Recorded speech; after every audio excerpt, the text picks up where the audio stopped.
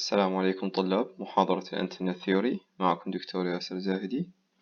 في هذه المحاضرة إن شاء الله راح نتكلم في البارت 8 عن الراديشن باترن أو ما يسمى بالأنتنة radiation pattern. So what is antenna radiation pattern? An antenna radiation pattern or antenna pattern is defined as a mathematical function or graphical representation of the radiation properties of the antenna as a function of space coordinates.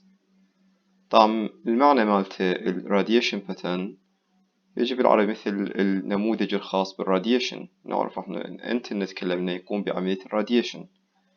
زين الشكل مال هذا الراديشن، هذا الراديشن بأي اتجاه مرسل من الانتنة راح يتم تصويره بالراديشن باترن. راح نعرف انه هذا الانتنة طريقة الارسال مالته او خلينا نقول طريقة الاشعاع مالته سواء بالارسال او الاستقبال يكون بطريقة معينة حسب الرسم اللي يراوينا اياه او الجرافيكس اللي تراوينا اياه الراديشن باترن.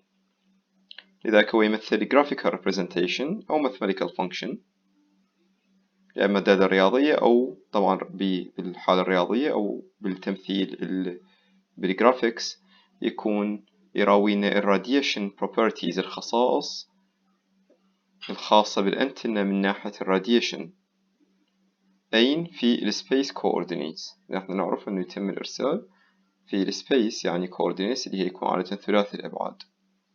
خلينا نلاحظ مثلا بهذا الفيجر اللي هو coordinate system antenna analysis. طبعا يكون بالراديشن باترن لما نصوره أو نحاول أن نرسمه بالcoordinates يكون بما يسمى spherical coordinate. لو تلاحظون هذا x y و z بالحالة العادية نستخدمه بالrectangular coordinate، لكن هنا راح ما نستخدم فقط هذه x y و z، نحتاج ما يسمى بالspherical coordinate. مثلا هنا نحتاج ما يسمى بالazimuth plane، هذا الجزء اللي يكون الأفقي 360 درجة. راح أدور هنا 90 90 90 90 بصورة أفقية تكون.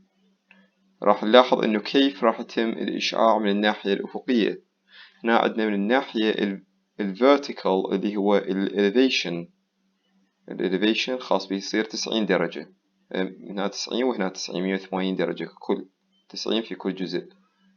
ايضا يكون اذا ممكن يكون من هالجهة من الناحية الافقية كيف يكون الاشعاع، وايضا يكون من الناحية العمودية مثلا هو جاي يشع مثلا خلينا نقول بالأومني دايركشنال راديشن باترن، مثل فرضا الواي فاي الانتنة الواي فاي اللي يرسل بكل أو يستقبل بكل الاتجاهات، فراح يتم الأفقي يكون بكل الاتجاهات تقريبا. لكن طبعا العمودي راح نلاحظ الآن خلينا فيجر على الأومني دايركشن راديشن باترن إنه يكون مو تمام كل الاتجاهات من الناحية العمودية، يكون في جزء معين منه.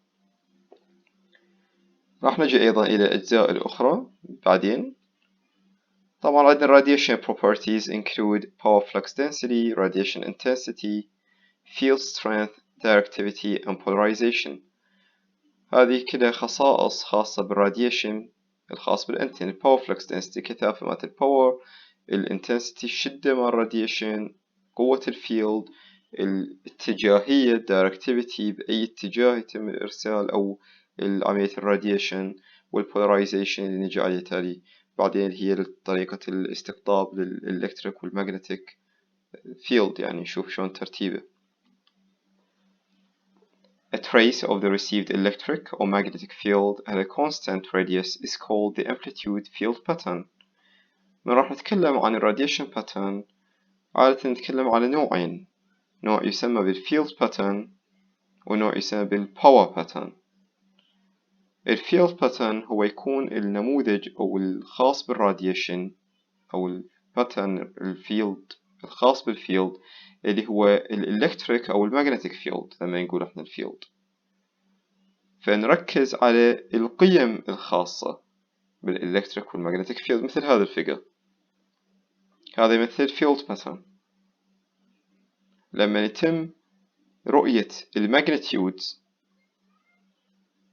للإلكتريك فيلد أو المagnetic فيلد، طبعا تعقبها التريس وين رايحة بيا اتجاه كقيم، هذا يسموه فيلد باترن. فهو راح يعطيني الراديشن، طريقة الإشعاع مالت الأنتنة مالتي، لكن يعتمد على القيم مالت الإلكتريك فيلد أو المagnetic فيلد. فتكون قيم معينة، مثلا هنا عندنا 0.707 راح نلاحظها يسموه الهاف باور، هنا يسموه HPPBW اللي هو الهاف باور بيم ويدث، أيضا راح نجي عليه. هذا الفيلد باترن. خلينا نشوف الباور باترن. On the other hand, a graph of the spatial variation of the power density along a constant radius is called an amplitude power pattern. الباور باترن فرقه هذا أنه يعتمد على هذا الفيلد باترن، لكن القيم تم تربيعها. يعني هاي القيمة اللي تلاحظون طلاب 0.707، إذا نسويها سكوير مربع تصير 0.5. هذا يمثل الباور، هنا يمثل فقط قيم الإلكتريك مثلا فيلد، لكن هذا يمثل باور اللي هو القيم مربعة. فتلاحظون نفس الاتجاه، لأن هو نفسه لكن القيم بس تغيرت. هاي 0.707 صارت 0.5، لذلك هذه 0.5 يسموه half power. لذلك هذا HPBW هو يسموه half power beam width، لأنه يصير يبدأ أو يمثل الزاوية اللي أيضا راح نجي عليه، الزاوية ما بين النقط اللي هي تمثل half of the maximum power. هاي القيمة الكلية أو الباور الأعلى للراديشن، وهنا يمثل الهاف مالته.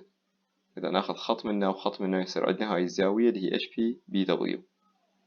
طبعا هذا الباور باترن نفسه الخاص بالراديشن أو بالإشعاع مالت الأنتنة ممكن إنه نرسمه بس نركز على قيمه بغير قيم، اللي هي تكون plotted on a logarithmic scale or more commonly in decibels نعتبره.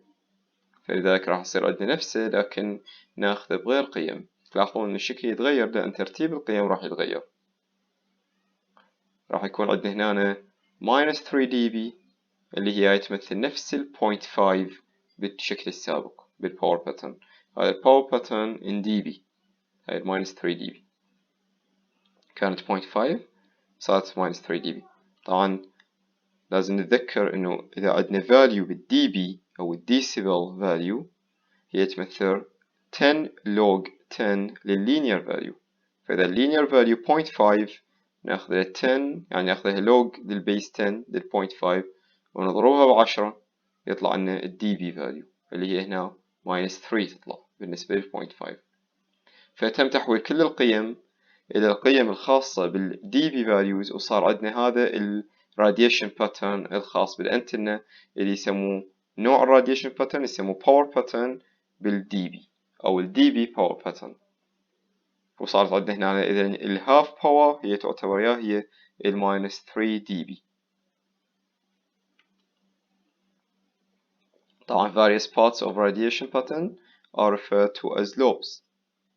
لو نلاحظ تقسيم الراديشن باترن الآن راح نجي عليه أو اللي هسه شفناه سابقا، إنه يتكون من نقدر نقول فصوص، كل فص يمثل جزء معين مقسم إلى أجزاء.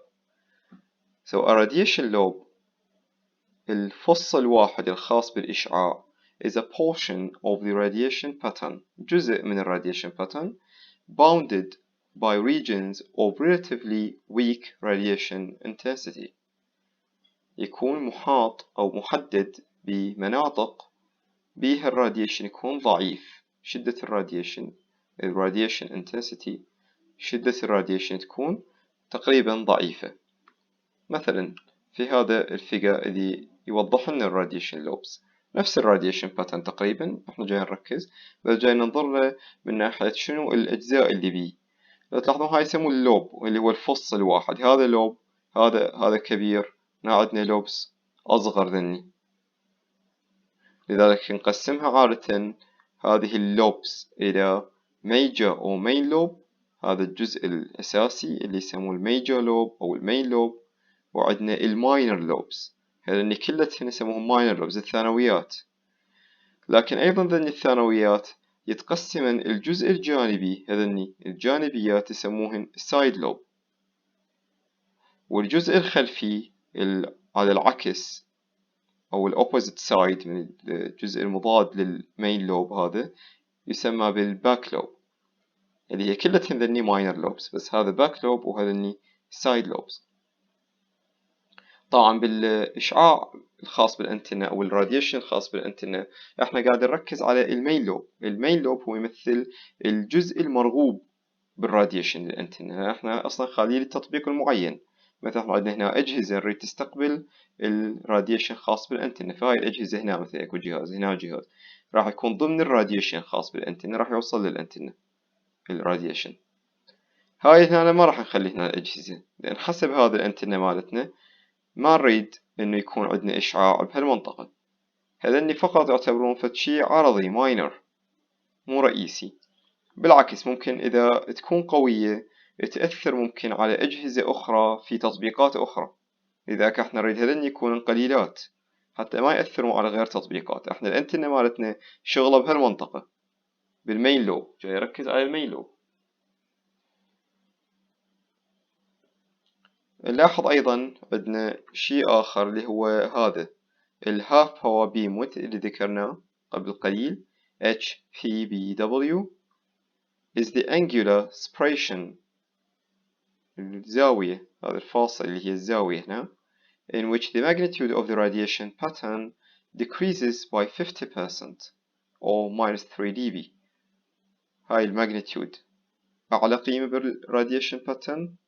مركز طبعا بالمين لوب جاي نقول، لأن هو المين لوب هو يمثل الراديشن الرئيسي اللي احنا جاي نركز عليه بالانتنة. هنا عندنا الماكسيموم فاليو، إذا نروح للنص اللي هي 0.5، أو إذا نحولها بالدي بتصير minus 3 dB مثل ما لاحظنا بالسلايد السابق، فيكون عندنا الانجولار سبريشن من هالمنطقة in which the magnitude of the radiation pattern decreases by 50% from the peak of the main beam. فنأخذ من هاي 0.5 أو minus 3 dB، وهنا أيضا عندنا ونأخذ الزاوية تصير هاي ما يسمى بال HPBW half power beamwidth، وتمثل يعني هاي الزاوية هي الجزء أو الزاوية اللي ضمنها يكون أغلب الراديشن. تلاحظون هنا الزاوية هاي أغلب الراديشن جاي يصير ضمن هاي الزاوية. هنا إذا ناخذ الزاوية إذا نكبرها مثلا من هنا إلى هنا تصير الزاوية ما راح يصير بها أغلب الراديشن، هنا يصير ماكو راديشن، لكن هاي الزاوية أغلب الإرسال أو الإشعاع يكون موجود هنا. عندنا جزء عادة ينرسم أيضا هو ما يسمى بال First Null Beam Width أو ال FNBW is the angular span، أيضا يصير عملية فتح زاوية between the first pattern nulls adjacent to the main lobe. هنا عندنا النلز هذا يصير بالعكس، يجي أول ما نوصل للمرحلة أو النقطة بعد المين لوب اللي يكون عندنا نل ماكو راديشن، لأنه تلاحظون هذا الفص الخاص بالمين لوب بعد هنا أكو بهالنقطة ماكو راديشن بهالمكان، ورا هذا الفص مثلا بالسايد لوب وهنا بيناتها ماكو راديشن. فأول نل أول جزء من روح الراديشن فناخذ من هالمنطقة خط، من هالمنطقة هذا خط، وصير بيناتهم يسمى بال FNBW اللي هو First Null Beam Width، حتى نعرف يفيدنا انه متى انتهى خلينا نقول الراديشن الخاص بالمين لوب، واللي ورا راح يجي شنو بعد اذا صار راديشن هنا هو يمثل السايد لوب. المين لوب هنا خلص الراديشن مالته، هذا هو الراديشن مالته هنا ماكو بعد، فإذا هنا أكو إجا إشارة بهالمنطقة معناتها هاي جاية من السايد لوب، فهذا راح يحدد لنا الحدود من نل من منطقة خلص الراديشن هنا إلى المنطقة الأخرى اللي خلص بيها الراديشن بالنسبة للمين لوب.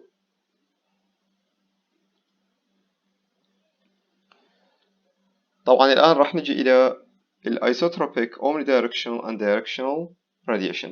احنا الآن تعلمنا وشفنا إنه ما هو الراديشن باترن الخاص بالأنتنة وأجزائه، ولاحظنا إنه شلون يتم تصوير بصورة graphical way لعملية الراديشن أو الإشعاع للإشارات الكهرومغناطيسية من الأنتنة. الآن أريد بس أنطي ملاحظة عن الأنواع الخاصة بالراديشن. يعني لو تلاحظون هناك بالفيجر السابق اللي لاحظنا إنه يكون الراديشن موجه أكثر directional، كان موجه باتجاه معين. لأن احنا من نصور الراديشن باترن راح نصوره عادة حسب نوعه، لكن اكو انواع اخرى اللي هو مثل الايزوتروبيك. الايزوتروبيك هو الشيء المثالي. An isotropic radiator is a theoretical point source. يعتبر يسمى point source، يعني مثل الانتن لكن عبارة عن نقطة. Radiates the same intensity of radiation in all directions. هاي النقطة جاي تشع داير مدايرها مثل الكرة، نفس الشدة بكل الاتجاهات. خلينا نلاحظ بهذا الفيجر مثلا. لاحظوا طلاب انه هذا مثل الايزوتروبيك radiation pattern، نقطة وداير مدايرها من كل الاتجاهات كرة من الراديشن. طبعا هذا الشيء مثالي ما موجود بالحالة العملية بالنسبة لأنتنز. بما انه راح يرسل على شكل كرة، طبعا الابعاد مالت الكرة تكون متساوية من كل الاتجاهات، فما راح يصير بعد مثل ما لاحظنا انه جزء عندنا مين لوب وجزء سايد لوب، لا يكون كله دويرة او كرة داير مدايرة. اكو الجزء الاخر اللي هو omnidirectional radiation pattern، نوع آخر اللي هو is available in the whole horizontal plane. هذا مثل خلينا نشبه مثل فرضا الواي فاي، تكون تقريبا omnidirectional، لأن أنت مو موجود وقاعد خالي مثلا اللابتوب مالتك، تريد تستقبل إشارة من الهاب أو يعني الراوتر الخاص بالواي فاي أو يسمونه نانو ستيشن whatever. هذا اللي راح يبث لازم يبث بكل اتجاه. مثلا ممكن هو يبث بكل اتجاه، ممكن لا، ممكن مثلا خلينا نقول ما يبث بكل اتجاه، بس على الأقل لابتوبك لازم يستقبل بكل اتجاه. مثلا تدري أنت جاي يبث من اتجاه معين، موجه مكان اكو جاي، تدري انه جاي يبث بهالاتجاه، فانت جالس وتستقبل باللابتوب من كل الاتجاه مالتك. يعني اذا اللابتوب مثلا ما يستقبل بكل الاتجاهات الخاصة بالاشارة يعني الانترنت مالته، فطبعا معناته لازم انت تحرك اللابتوب دائما بطريقة بحيث تخليه يستقبل من اتجاه معين، وهذا الشيء غير عملي. فاحنا دائما اومني دايركشن نركز مثلا بالواي فاي، نلاحظ سواء الارسال او الاستقبال تقريبا يكون اومني دايركشنال. يعني حتى من تخلي الراوتر الخاص بالواي فاي داخل بيت مثلا تريده يرسل بكل الاتجاهات، حتى بأي مكان ممكن تستقبل إشارة، طبعا ضمن المدى المحدد. طبعا لو تلاحظون بهذا الأومني دايركشنال يرسل بكل الاتجاهات، بس مو مثل هذا الكرة من الناحية الهوريزونتال بكل الاتجاهات، بالهوريزونتال بلين الأفقي. بس بالعمودي لا، مو بكل الاتجاهات، لأن اكو جزء ما راح يرسل، هذا النل، هذا الجزء ما راح يكون بإرسال، بس تقريبا من هنا بكل الاتجاهات بالحالة الأفقية. عندنا جزء دايركشنال مثل ما لاحظنا الآن سابقا بالراديشن باترن. هذا الجزء يمثل المين لوب، وهذا السايد لوب، وهذا الباك لوب اللي يسموهن الماينر لوبز. ونلاحظ هاي النقطة اللي تبث اللي يمثل الانتن، يعني الانتن هنا جاي يبث من هالاتجاه، وهنا عنده جاي يصير من العرضيات اللي هي السايد لوب والباك لوب. فطبعا احنا من نصور الراديشن باترن راح نركز على الشكل الرئيسي انه عندنا مين لوبز وسايد لوبز. يعني مثلا هذا يرسل بكل هذه الاتجاهات الأوم دايركشن، ممكن يكون مثالي بهالصورة، ممكن يكون لا، شوي مثلا هنا البارز أزيد المين لوب وجزء هنا شوي أقل فرضا، لكن يعتبر أكثره بكل الاتجاهات. هذا لا، هنا عندنا جاي المين لوب جاي يرسل هنا، راح يصير الاستقبال تركيز على هذا الجزء بالنسبة للأبليكيشن، وأجهزتنا بتكون تركز على الاستقبال من هذا الجزء، وهذه الأجزاء لا، تكون أجزاء فقط يعني أقل، الإرسال مالته يكون قليل. وطبعا نحاول نقللها حتى ما تأثر على الأجهزة تكون موجودة هنا أو هنا لتطبيقات أخرى، حتى ما يصير عملية تداخل. إن شاء الله نكمل على المحاضرة القادمة.